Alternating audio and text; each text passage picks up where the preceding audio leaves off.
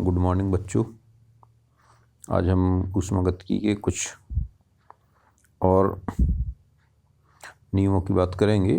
कुछ दावायतनकारी है, जैसे ऊष्मागतिकी का प्रथम नियम है, और समतापी या सम आयतनी या समदाबी विक्रम क्या होते हैं, इस संबंध में चर्चा करेंगे। तो आइए सबसे पहले हम बात करें ऊष्मागतिकी के प्रथम नियम की। पिछले भाग में भी इसको हम थोड़ा बहुत जान चुके हैं। किसी विलगित निकाय की ऊर्जा अपरिवर्तनीय होती है। ये ऊष्मागतिकी का प्रथम नियम है, अर्थात ऊर्जा ना तो नष्ट की जा सकती है और ना ही इसका सृजन किया जा सकता है, यानी ना तो इसको उत्पन्न किया जा सकता है। अर्थात ऊर्जा संरक्षित रहती है, यानी किसी विलगित निकाय में ऊर्जा संरक्षित रहती है।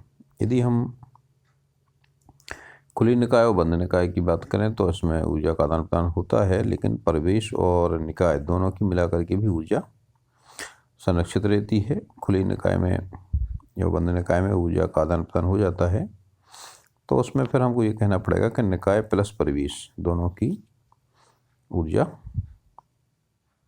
संरक्षित रहती है, यानी ऊर्जा को ना तो नष्ट कर सकते हैं और ना ही उत्पन्न कर सकते हैं। इसको हम एक रूप से दूसरे रूप में बदल सकते हैं। तो यहाँ पे जो ऊष्मागतिकी का प्रथम नियम है, उस नियम के अनुसार हम ये लिखेंगे, एक विलगित निकाय की ऊर्जा अपरिवर्तनीय होती है और उसका गणितीय रूप होता है डेल्टा यू बराबर क्यू प्लस डब्लू। ये गणितीय रूप इसलिए ज़रूरी है कि यहाँ पर अधिकांश जो हमारे परिवर्तन होते हैं उनमें दोनों चीज़ें होती हैं। या तो हम निकाय पे काम करते हैं या निकाय द्वारा काम किया जाता है, या फिर ऊष्मा दी जाती है, ऊष्मा ली जाती है, उससे निकाय के आंतरिक ऊर्जा में परिवर्तन होता है। ये आपका हो गया गणितीय रूप। अब हम बात करेंगे कार्य की। तो किसी गैसीय निकाय में कैसे कार्य होता है, इसको मुख्य रूप से हम जो इस अध्याय में अध्ययन करेंगे वो करेंगे गैसीय निकायों का। तो किसी गैसीय निकाय में हम दावायतनकारी को कैसे समझते हैं, इसके लिए मान लीजिए एक पिस्टन है, घर्षण रहित पिस्टन लगा हुआ है सिलेंडर में, और इसमें जो यदि बाह्य दाब अधिक है, यानी P external is more than P internal, यानी अंदर जो गैस का दबाव है उसकी तुलना में बाहर का दबाव ज़्यादा होगा, तो क्या होगा कि पिस्टन अंदर की ओर खिसकेगा। तब तक खिसकेगा जब तक कि दबाव अंदर और बाहर समान ना हो जाए। मान लीजिए यहाँ से यहाँ तक खिसकाई एल दूरी चला, और इस जो सिलेंडर है इसके अनुप्रस्थ परिच्छेद का क्षेत्रफल है कैपिटल ए। बाह्य दबाव पी एक्सटर्नल, गैस का दबाव पी हो गया, और आयतन प्रारंभिक आयतन होगा वी आई, यानी जो यहाँ तक है ये क्या हो गया वी इनिशियल, और ये हो गया वी फाइनल। इनिशियल माने प्रारंभिक और फाइनल माने अंतिम आयतन। अनुप्रस्थ परिच्छेद का क्षेत्रफल ए है। जब बाह्य दाब उसके अंदर के दाब से ज़्यादा होता है तो पिस्टन किया जाएगा अंदर को जाएगा, यानी कार्य निकाय के ऊपर किया जाएगा। ऐसे में आयतन अपरिवर्तन क्या होगा, यहाँ पे आप देख सकते हैं अनुप्रस्थ परिच्छेद का क्षेत्रफल तो है ए, और पिस्टन कितना खिसक गया एल, तो कुल आयतन परिवर्तन कितना होगा ए इंटू एल। इकाई के बराबर होगा डेल्टा वी के बराबर, यानी ये कितना होगा डेल्टा वी होगा V final minus V initial. अंतिम आयतन में से प्रारंभिक आयतन घटा देंगे तो ये अंतर आ जाएगा। इस तरह से ये आ गया आपका डेल्टा एफ बराबर V F minus P I. अब चूंकि आप पढ़ चुके होंगे, आपने फिजिक्स में पढ़ा होगा, विज्ञान में भी पढ़ा होगा, दाब बराबर क्या होता है बल बटे क्षेत्रफल। अब यदि हम बल को निकालें तो दाब गुणे क्षेत्रफल हो जाएगा, तो बल हो गया दाब गुणे क्षेत्रफल। क्योंकि हमें क्या निकालना है कार्य, तो कार्य बराबर होता है बल गुणे विस्थापन। पढ़ा होगा आपने, कार्य बराबर बल गुणे विस्थापन। तो यहाँ पे बल की जगह पे क्या रख दिया हमने, कार्य को लिखे थे डब्लू, और ये बल की जगह हो गया दाब गुणे क्षेत्रफल और गुणा विस्थापन। यहाँ पे दाब क्या है पी एक्सटर्नल, बाह्य दाब यही काम कर रहा है इस पे, और बल बराबर हो गया दाब गुणे क्षेत्रफल गुणा विस्थापन, तो ये होगा पी एक्स ए इंटू एल, और हम ए इंटू एल को क्या रखते हैं डेल्टा भी, क्योंकि ये ए इंटू एल क्या है दाब में आयतन में परिवर्तन है, और चूंकि यहाँ पे देखिए बाद का जो आयतन है वी एफ ये कम है, वही पहले का ज़्यादा है, यानी आयतन घट रहा है, तो ये माइनस में आ जाएगा, तो ये हो जाएगा minus P x into delta we. अब यहाँ पे परंपरा क्या है, जो दाब आयतनकारी यदि निकाय के ऊपर काम किया जाए तो वो कैसा होता है, धनात्मक होता है। तो निकाय के ऊपर किया गया कार्य कैसा होना चाहिए, धनात्मक होना चाहिए। तो देखिए यहाँ पे क्या है, minus P external into V F minus P I. अब यहाँ पे जो डेल भी निकलेगा ये भी माइनस में निकलेगा, तो ये माइनस में हो गया, और ये जो डेल भी निकलेगा ये भी माइनस में रहेगा, तो माइनस माइनस गुणा हो जाएगा तो प्लस में आ जाएगा, P external into delta P. ये दावातनकारी हो गया जब उस पर ऊपर से काम किया गया, निकाय पर काम किया गया, तो ये धनात्मक होता है। ये आपको ध्यान रखना है। अब चूंकि दाव, जब तक दाव समान होता है तब तक ये संकुचन होता रहता है, और ये एक पद में तो होता नहीं है। यदि इसको हम ये माने कि अनेक पदों में होता है, क्योंकि हर बार इसका दाब क्या होगा, अंदर का दबाव बढ़ता जाएगा, यानी अंदर का जो दबाव है वो जितना कम था उतना कम नहीं रहेगा जी, इसमें इंक्रीज हो जाएगा जी, बढ़ता जाएगा, तो अंदर का दबाव हरदम चेंज होगा, यानी जो अंतर है वो धीरे धीरे कम होता जाएगा। तो जो डेल्टा पी है यानी दबाव का अंतर है वो धीरे धीरे घटेगा। तो हम इसको अलग अलग स्टेप के कुल कार्य को हम सिग्मा पी डेल्टा वी के रूप में ले सकते हैं। यदि हम इसको और सूक्ष्म परिवर्तन की बात करें, यानी हम बिल्कुल एक निश्चित एक क्षणिक परिवर्तन की बात करें, तो गैस के दाब से अनंत सूक्ष्म अधिक दाब हो तब तक ये परिवर्तन होता रहेगा। तो अनंत सूक्ष्म अंतर को हम ये मान लें, दाब में अंतर, अनंत सूक्ष्म अंतर हो गया dP, आयतन में अंतर हो गया dV। तो हम तात्क्षणिक जो कार्य है छोटे से छोटे पद में जो कार्य होगा वो क्या हो जाएगा, वो देखो कैसे निकालेंगे हम, सूक्ष्म से सूक्ष्म अंतर के लिए काम कैसे निकालेंगे। तो देखिए संकुचन के प्रत्येक पद में हम पी एक्सटर्नल को पी इंटरनल से थोड़ा सा अधिक मानेंगे। कब, जब ये तभी तो उत्क्रमणी होगा जी। तो इसके लिए पी एक्स बराबर P external equal to P internal plus D P, यानी थोड़ा सा अधिक है बाह्य दाब। कब, संकुचन में, और अगर प्रसार हो रहा है तो अंदर का दबाव ज़्यादा होगा, बाहर का दबाव थोड़ा सा कम होगा। तो संकुचन में रहेगा प्लस dP और प्रसार में होगा माइनस dP। इस तरह से ये सामान्य रूप से यदि हम इसको लिखना चाहें दोनों को एक साथ, तो क्या लिखेंगे, P external equal to P internal plus minus dP। इस तरह की विक्रम को क्या कहेंगे हम, उत्क्रमणीय विक्रम कहेंगे। क्या कहलाएगा ये, उत्क्रमणीय विक्रम, क्योंकि इनमें हर बार थोड़ा थोड़ा अंतर रहेगा और इतना सूक्ष्म रहेगा कि इधर से इधर हो सकता है प्लस माइनस। अर्थात प्रत्येक पद पे निकाय एवं परिवेश कैसे रहेंगे, साम्य अवस्था में रहेंगे। ऐसी अवस्था में हम किए गए कार्य क्या लिखेंगे, भी रिवर्सिबल। रिवर्सिबल माने उत्क्रमणीय, रिवर्सिबल यानी उत्क्रमणीय, यानी हम इस विक्रम को हर पद पे बदल सकते हैं, माने दिशा बदल सकते हैं, इसकी कम हो सकता है, ज़्यादा हो सकता है। ऐसे में इसको लिखेंगे माइनस डेल्टा वी आई से वी एफ तक P external to D V, और यहाँ पे पी एक्सटर्नल को क्या लग सकती है, P internal plus minus D P, P internal plus minus D P into D V. देखिए जो P internal plus minus D P into D V, अब इसको हम खोलेंगे तो क्या आ जाएगा, माइनस VI to VF, यानी ये कौन सा डेफिनेट इंटीग्रेशन है, निश्चित समाकल है ये। इसमें हम P internal dV plus minus limit वही रहेगी VI to VF dP into dV, और जो dP और dV का जो मान है बहुत कम होगा, इसको हम छोड़ सकते हैं, तो इसको छोड़ देंगे तो क्या बचेगा, W रिवर्सिबल बराबर माइनस VF अपॉन V माने VI to VF P external dV, या इसको हम minus VI to VF P internal dV लिख सकते हैं, क्योंकि उत्क्रमणीय क्रम में इनमें बहुत कम अंतर रहता है, इसलिए ये दोनों मान एक से रहेंगे, एक्सटर्नल दबाव और अंदर का दबाव।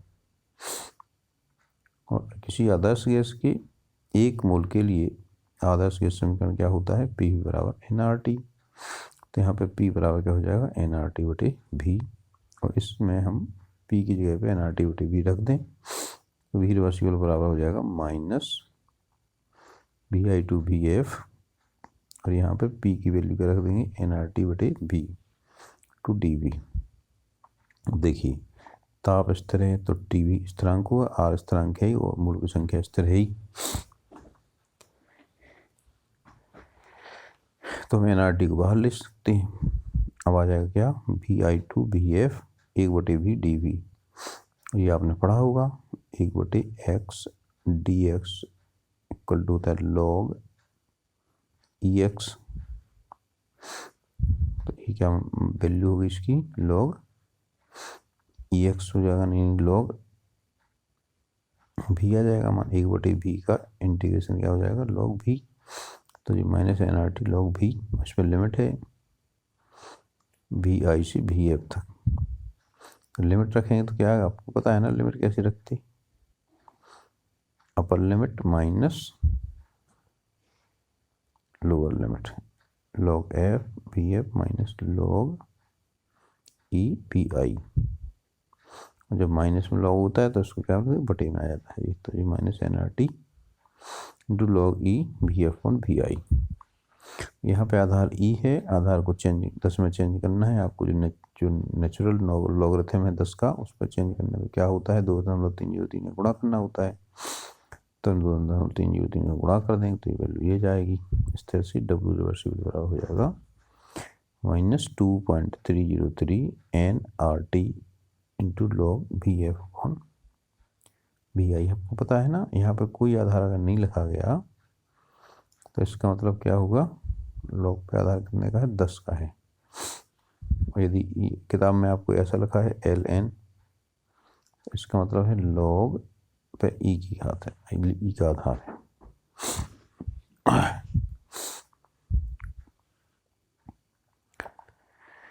ये हो गया उत्क्रमणीय कार्य।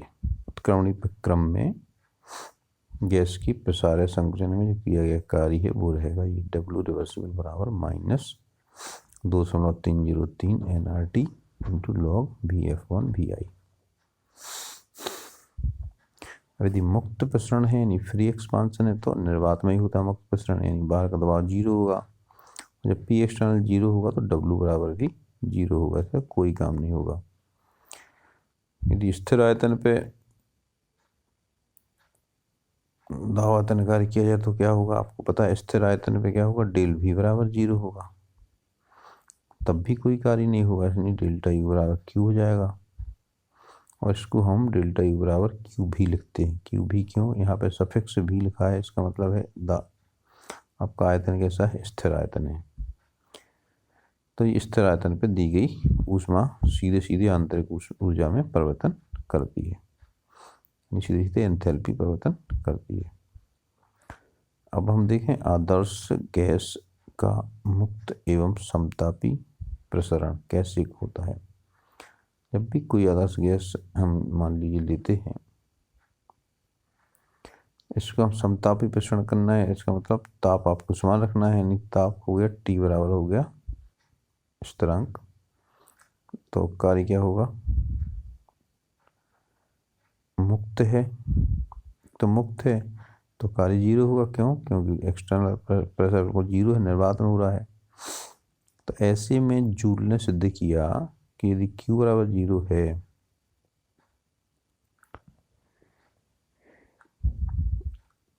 तो समतापी अनुत्क्रमणीय प्रक्रम के लिए क्या होगा?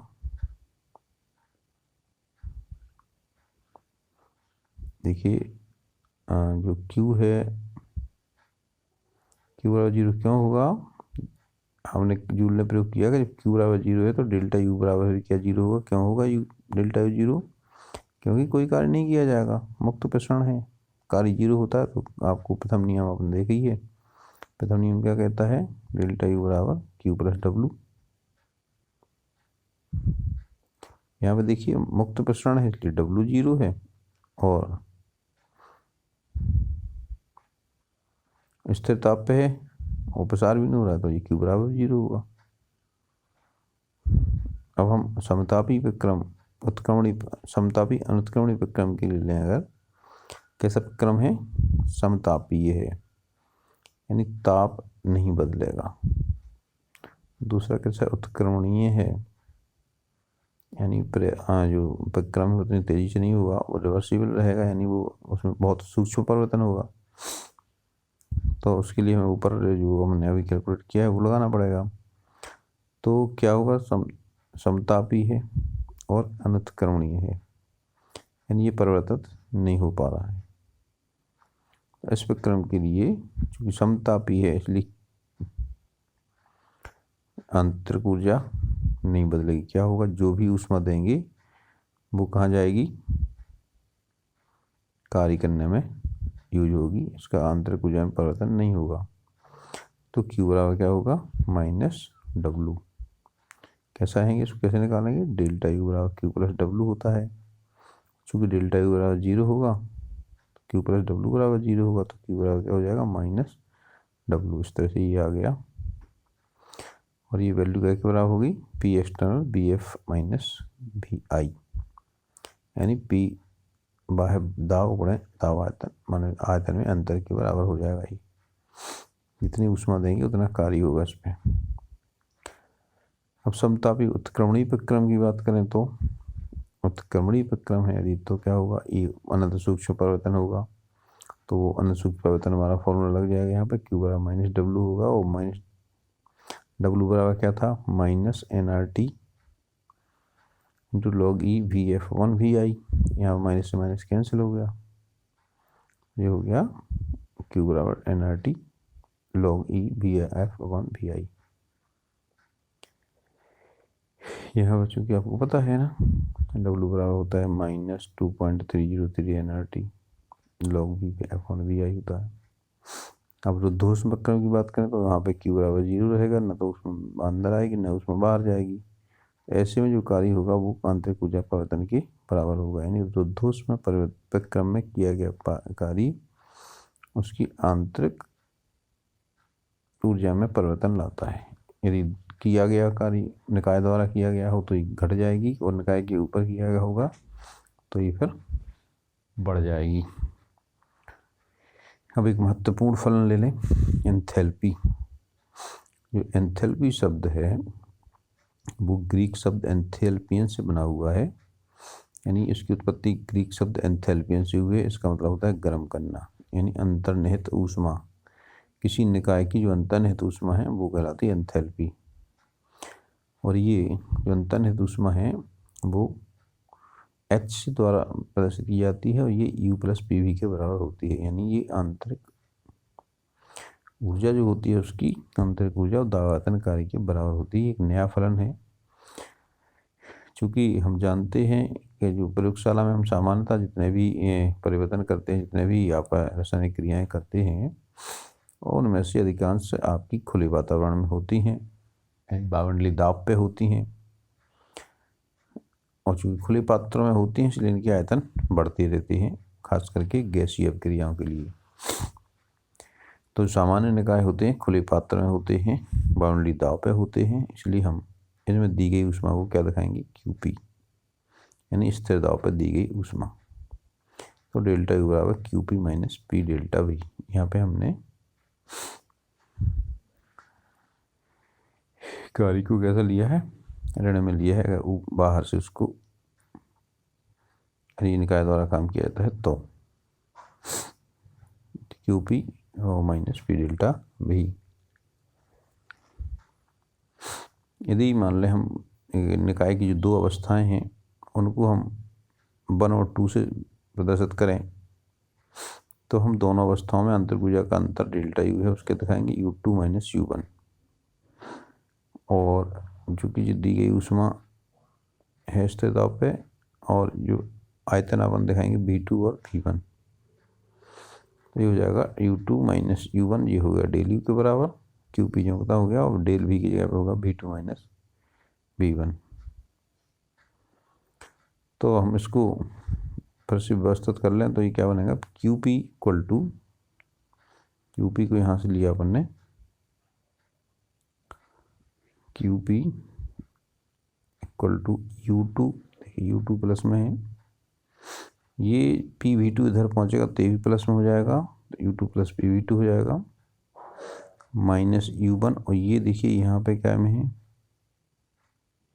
माइनस PV1 है, इधर पहुँचेगा तो क्या हो जाएगा, इधर माइनस और ये माइनस आएगा प्लस आएगा, इधर आएगा तो फिर माइनस हो जाएगा, तो ये हो जाएगा U1 प्लस PV1। इस तरह से ये आ जाएगा U2 plus PV2 minus U1 plus PV1, ये 2 हो गया। यहाँ पे U2 प्लस PV2 को हम H2 मान लेते हैं और U1 प्लस PV1 को H1 मान लेते हैं। इस तरह से ये होगा QP बराबर H2 माइनस H1। यहाँ पे हम देख सकते हैं क्योंकि Q, यद्यपि आपका Q है वो पद पे आश्रित है, पथ पे आश्रित है, यानी किसी मार्ग से अपन ले जाए तो ऊष्मा का जो अंतर है वो अंतर आ जाएगा, लेकिन जो स्थिर दाब पे ऊष्मा दी जा रही है ये आपकी पथ से स्वतंत्र है, क्योंकि इसमें कोई परिवर्तन नहीं हो रहा है दाब का, तो ये H भी हम पथ से स्वतंत्र मान सकते हैं। और जब पथ से स्वतंत्र है तो ये क्या हो जाएगा, अवस्था फलन हो जाएगा। तो इस तरह से ये अवस्था फलन हो गया। हम इसको इस तरह भी लिख सकते हैं, QP बराबर डेल्टा H। तो QP बराबर डेल्टा H हो जाएगा, तो डेल्टा H बराबर QP की जगह पे हम क्या लिख सकते हैं, delta U plus P delta V। तो डेल्टा H बराबर delta U plus P delta V हो जाएगा। ये क्या है, आपका एंथैल्पी परिवर्तन का फॉर्मूला हो गया। अर्थात स्थिर दाब पर ऊष्मा, जो अवशोषित ऊष्मा होती है वो वास्तव में एंथैल्पी परिवर्तन ही होता है, यानी स्थिर दाब पे जो अवशोषित ऊष्मा है वो एंथैल्पी परिवर्तन होती है। यदि ये प्रक्रिया आपकी ऊष्मा क्षेपी होगी किसी गैस में, तो कोई प्रोसेस यानी कोई रिएक्शन ऊष्मा क्षेपी है तो उसमें क्या होगा, डेल्टा H कैसा होगा, ऋणात्मक होगा, ऊष्मा उत्सर्जित होगी। इसके विपरीत यदि प्रक्रम को ऊष्मा शोषी है तो उसमें ऊष्मा अवशोषित होगी, यानी डेल्टा H कैसा होगा, धनात्मक होगा। यदि कोई प्रक्रम स्थिर आयतन में होता है तो स्थिर आयतन में होगा तो डेल्टा V बराबर 0 हो जाएगा, तो डेल्टा H बराबर डेल्टा U हो जाएगा, यानी QV बराबर डेल्टा H हो जाएगा। जब ठोस और द्रव अवस्था प्रक्रम में, क्योंकि जब ठोस और द्रव में जो आयतन में अंतर होता है बहुत ज़्यादा अंतर नहीं होता है, ज़्यादा उल्लेखनीय नहीं होता है, यानी वो जो डेल्टा V का जो मान है वो सार्थक नहीं होता है, तो डेल्टा H और डेल्टा U के मान में कोई सार्थक अंतर हम नहीं मानते, क्योंकि यहाँ पे जो डेल्टा V है बहुत कम रहेगा, तो ये पूरा पद छोड़ा जा सकता है, तो डेल्टा H बराबर डेल्टा U हो जाएगा। तो ठोस और द्रव के लिए ये जो मान है P डेल्टा V का वो मान 0 होगा, तो डेल्टा H और डेल्टा U लगभग समान होंगे, यानी उनके लिए जो आंतरिक परिवर्तन है वही आपका एंथैल्पी परिवर्तन होगा। लेकिन गैसीय अपक्रियाओं में ये मान उल्लेखनीय है, गैसीय अपक्रियाओं में ये अंतर काफ़ी रहता है, ये सार्थक अंतर रहता है। मान लीजिए कोई अभिकारक हैं, उनका आयतन A पे है VA और उनमें मोल की संख्या Na है, तो PVA बराबर NaRT होगा। उत्पादों में लें, आयतन PV आयतन V है VB और मूलों की संख्या एन बी है, तो ये पी वी बराबर एन बी आर टी हो जाएगा। इनको घटा दें तो ये हो जाएगा P V minus P V A बराबर N B minus N A R T. इसको हम डेल्टा वी लिख देंगे, तो पी डेल्टा वी बराबर delta N G R T. यहाँ पे एन जी मतलब गैस के मोल और डेल्टा लगा दिए तो गैस के मूल में परिवर्तन, यानी मान लो उत्पाद में 3 मूल हैं, अभिकारक में मान लो 4 मूल हैं या 2 मूल हैं, तो ये 1 मूल का अंतर हो जाएगा डेल्टा एन। और ज़्यादा है मान लीजिए 4 है तो ये माइनस में आ जाएगा। तो इस तरह से ये क्या हो गया, पी डेल्टा ही बराबर delta N G R T हो जाएगा। और यदि हम इसको एंथैल्पी पदों में लिखें तो एंथैल्पी बराबर क्या होगा, डेल्टा एच बराबर delta U plus P delta V. Delta U plus P delta V है, पी डेल्टा वी की जगह पे हमने क्या रख दिया यहाँ पे delta N G R T. तो इस तरह से ये डेल्टा एच बराबर delta U plus delta N G R T हो जाएगा। तो ये आपके अलग अलग प्रक्रियाओं में कार्य हो गए। अब एक और थोड़ी महत्वपूर्ण अवधारणा है विस्तीर्ण गुण और गहन गुण की। तो विस्तीर्ण गुण वे गुण होते हैं जो निकाय में उपस्थित द्रव्य की मात्रा यानी उसकी आमाप यानी उसकी साइज पर निर्भर नहीं करता है। ये गुण हैं जैसे द्रव्यमान है, आयतन है,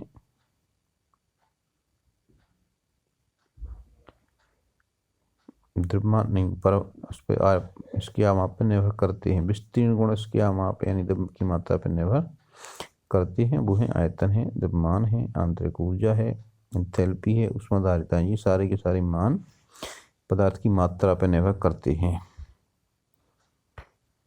यानी उसका जो साइज है उस पर निर्भर करते हैं। लेकिन इसके विपरीत जो गहन गुण होते हैं वो पदार्थ की मात्रा निकाय में जो मात्रा है उसकी मात्रा पर निर्भर नहीं करते, उसकी माप पर निर्भर नहीं करते हैं। जैसे कि घनत्व तो सबका एक जैसा होगा, ताप भी सबका वही रहेगा।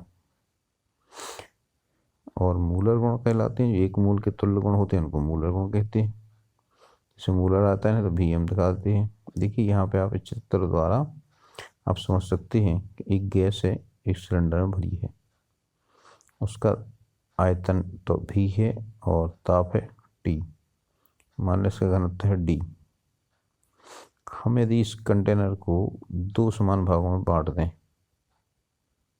बीच से हमने एक सेपरेशन इसमें कर दिया तो ये 2 हिस्से हुए, तो इसमें क्या क्या बदला देखिए। यहाँ पे ताप तो नहीं बदलेगा ना, ताप जो होते रहेगा। तो ताप हो गया कौन सा गुण, गहन गुण हो गया। दाब भी नहीं बदलेगा, दाब भी ज्यों का त्यों है, तो दाब भी गहन गुण हो गया। विशिष्ट ऊष्मा ये भी नहीं बदलेगी, ये भी गहन गुण है। इसका घनत्व तो नहीं बदलेगा, इसका घनत्व भी डी होगा, तो ये भी गहन गुण है। अब क्या बदलेगा, इसका आयतन आधा हो जाएगा, हमने 2 भाग किया तो आयतन भी बटे 2 हो जाएगा। आयतन कौन सा गुण हो गया, विस्तीर्ण गुण हो गया। इसकी ऊष्माधारिता बदल जाएगी क्योंकि इसकी ऊष्माधारिता 2 गुनी है इसकी तुलना में, ये छोटे छोटे कम मात्रा में हो जाएंगी गैस, तो ऊष्माधारिता भी बदल जाएगी, इसकी द्रव्यमान भी बदल जाएगा। तो ये जो गुण हैं जो कि आयतन बदलने पे इसको हमने आधा कर दिया, इसको आधा करने पे क्या क्या बदला, आयतन बदल गया, द्रव्यमान बदल गया, ऊष्माधारिता बदल गई। तो ये हो गए विस्तीर्ण गुण। और बाकी ताप, दाब, विशिष्ट ऊष्मा, घनत्व ये हो गए गहन गुण। इस तरह से ये भी आप देख लीजिए, बाकी शेष अगले भाग में।